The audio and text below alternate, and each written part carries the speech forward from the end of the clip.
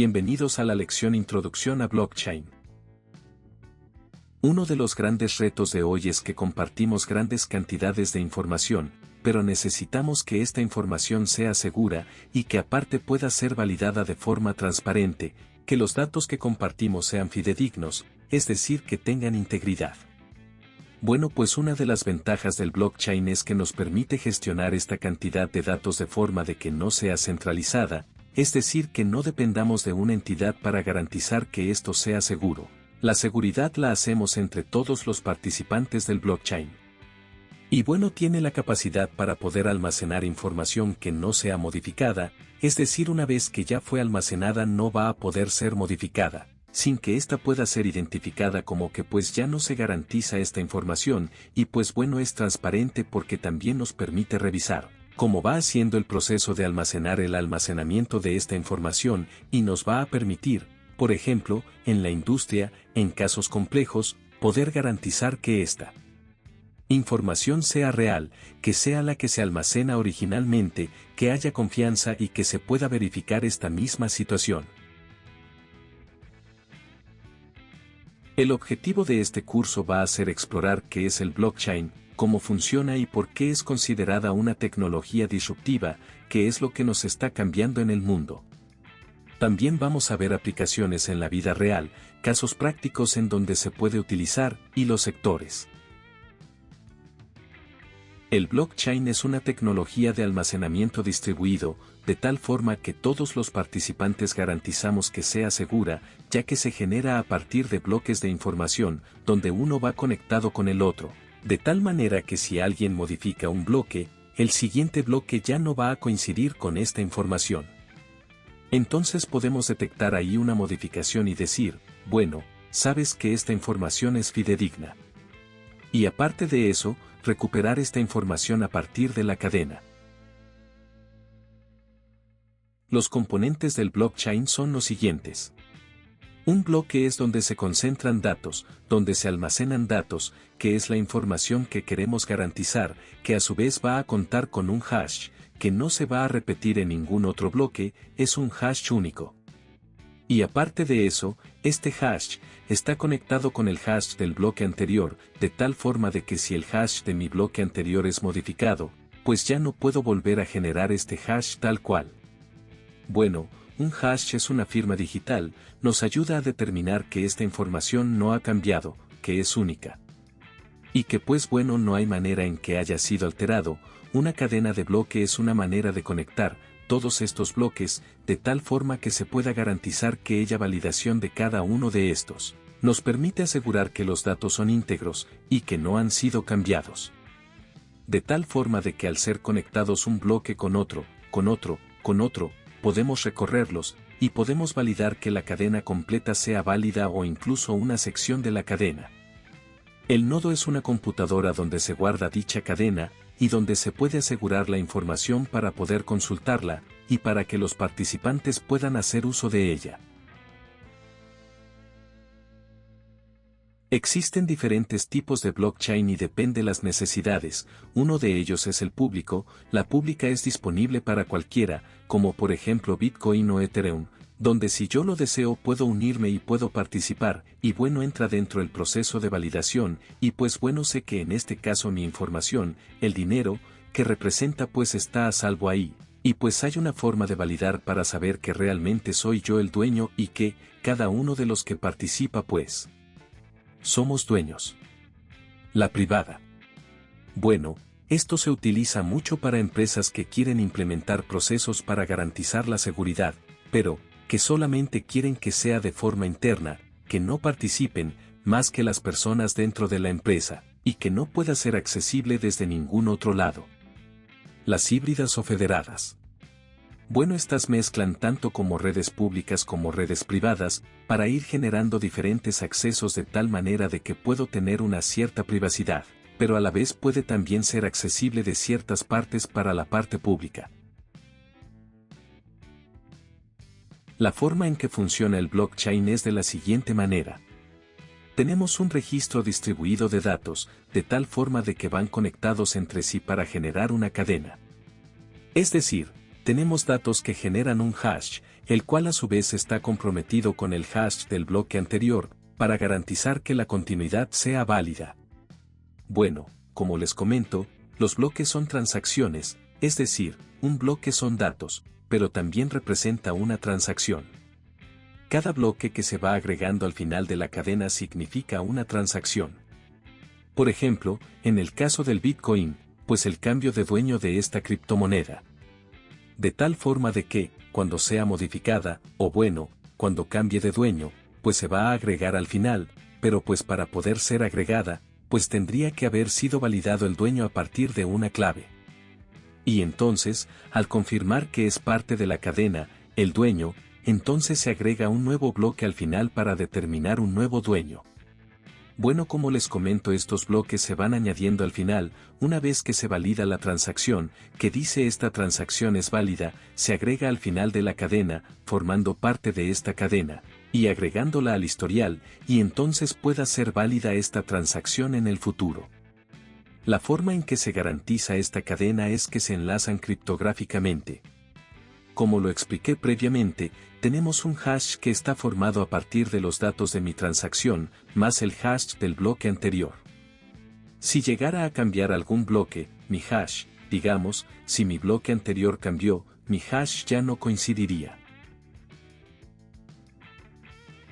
Bueno, el proceso de blockchain es el siguiente. Necesitamos iniciar una transacción, que va a ser información almacenada, y bueno, se va a agrupar en un bloque, junto con otros bloques. La creación del bloque implica que vamos a almacenar datos y vamos a generarle un hash de código único. Este hash va a estar relacionado con el bloque anterior. De tal manera de que cualquier cambio, por mínimo que sea dentro de este bloque, cualquier dato que haya cambiado, alguna fecha, algún nombre, alguna cantidad o cualquier dato, pues ya no va a coincidir. De igual forma, si mi bloque anterior es modificado, tampoco mi hash ya va a coincidir a la hora de hacer las validaciones. Justamente para poder agregar este bloque, pues se va a hacer una validación. En el caso de las redes públicas, los nodos verifican que lo que sea válido dentro de la cadena, utilizando un proceso llamado consenso. Por ejemplo, yo tengo una criptomoneda que me pertenece. Sin embargo, yo se la voy a transferir a alguien más. Este consenso lo que va a validar primero es que realmente esta criptomoneda me pertenece, utilizando yo mi contraseña. Entonces se genera el hash. Y entonces valida que este hash esté dentro de la cadena de bloques. Si no está, significa que entonces yo no soy el propietario. Por lo tanto, pues la descarta. Pero si yo soy el propietario, entonces justamente puede proceder a hacer la transacción. Entonces, una vez que ya se validó, se hace el añadido a la cadena, que es decir, en el ejemplo de las criptomonedas, pues que va a cambiar hacia este dueño.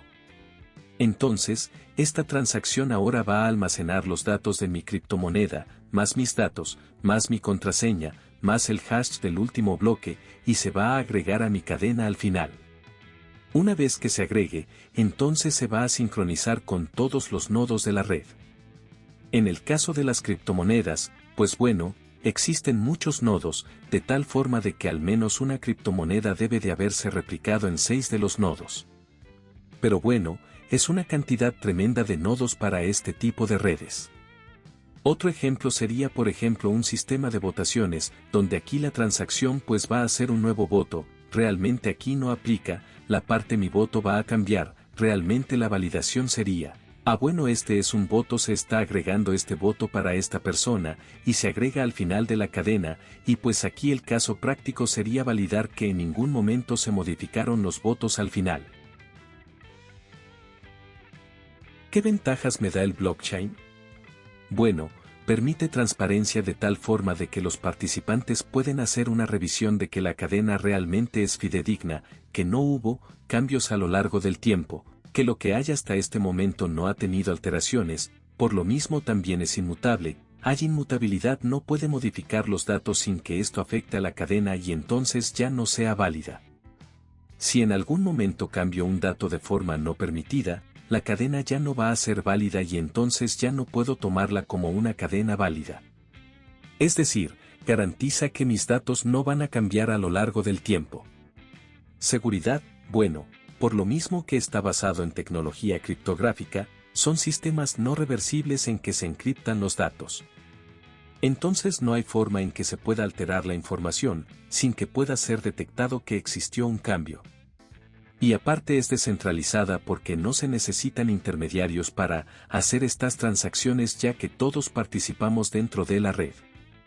Entonces se pueden hacer transacciones directamente entre, pues dos personas, digamos, y no necesito forzosamente de que un intermediario pues lo esté limitando, vamos, o que tenga que interactuar, de tal forma que, pues bueno, reduce costos, pero también es más eficiente.